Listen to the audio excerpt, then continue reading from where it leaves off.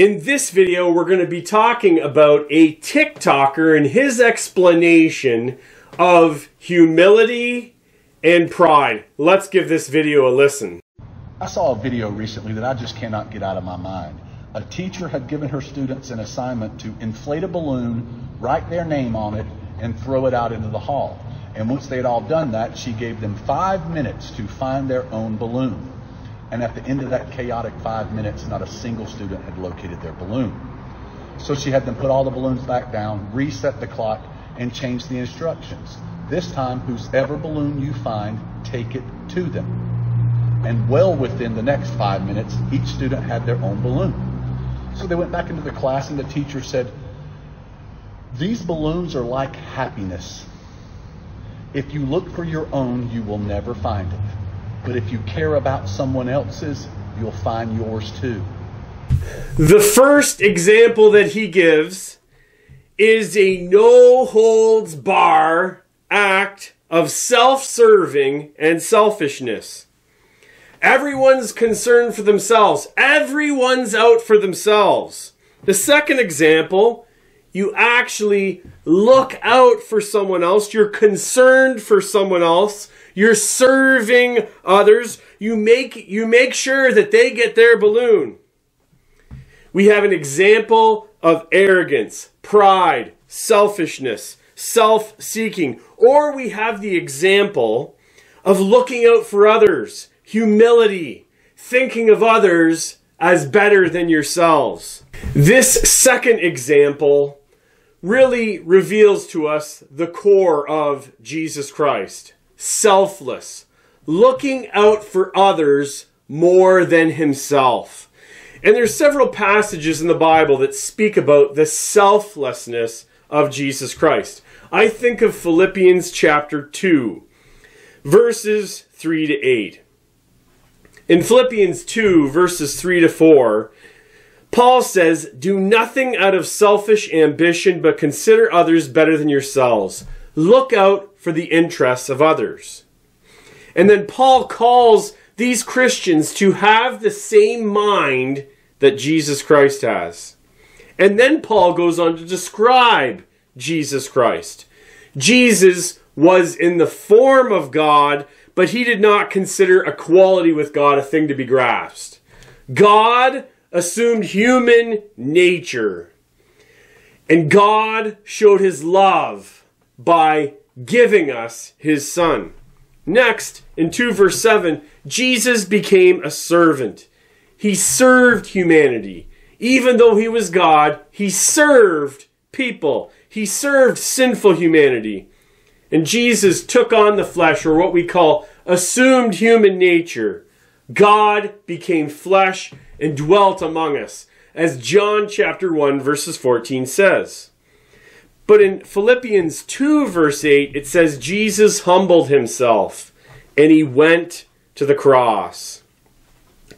Jesus took upon the punishment of sin, the judgment of God, the anger of God, the wrath of God on the cross. I know people like to wear crosses and they're seen as symbols or cool things to wear for some people. But back when Jesus was around, the cross was seen as a form of brutal torture.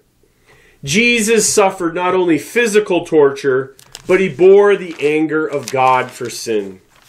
The next passage that I want to talk about that speaks about the service and selfless of Christ is Mark chapter 10, verses 35 to 45. James and John, the sons of Zebedee, got a question for Jesus.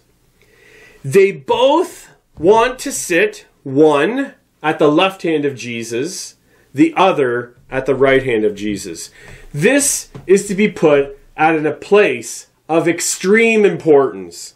This is like saying to people, I want to be front and center.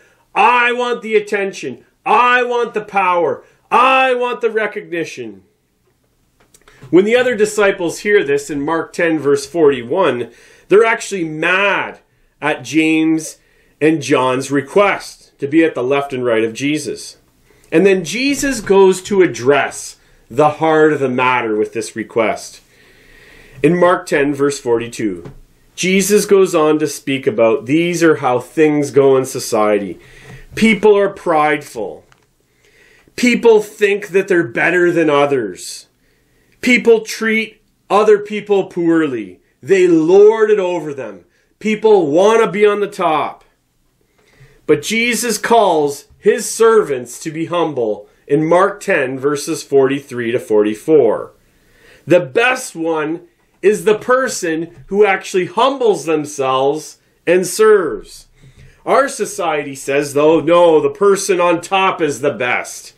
The most followers, the most money, the best house, the best family, they're the ones on top. But Jesus flips it around and he says, the one who considers others better than himself, the one who serves is the greatest.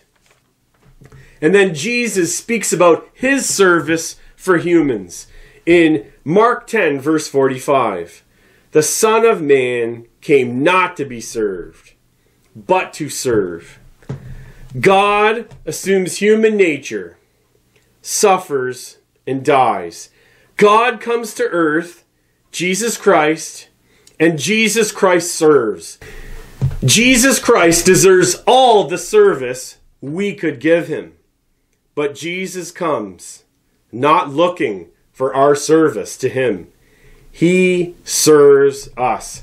He dies on the cross, and it says that he dies as a ransom. It means that Jesus pays the penalty and the price so that people can be set free. And they're set free not only from the influence of sin in their life, but from the consequences of their sin.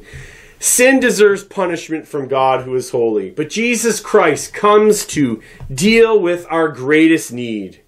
Jesus dies for our sin so that we can be free from the punishment of sin and be forgiven. How do we respond to Christ?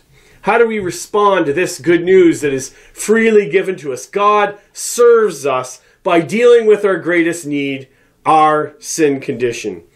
We trust in Jesus Christ.